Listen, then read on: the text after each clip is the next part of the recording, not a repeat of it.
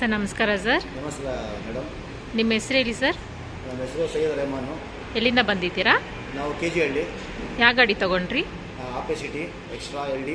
Okay sir. ಯಾರಾದರೂ refer ಮಾಡಿದ್ರಾ ನಿಮಗೆ? ಫಸ್ಟು ಎರಡು ಮಾರಿದ್ವಿ. ಓಕೆ.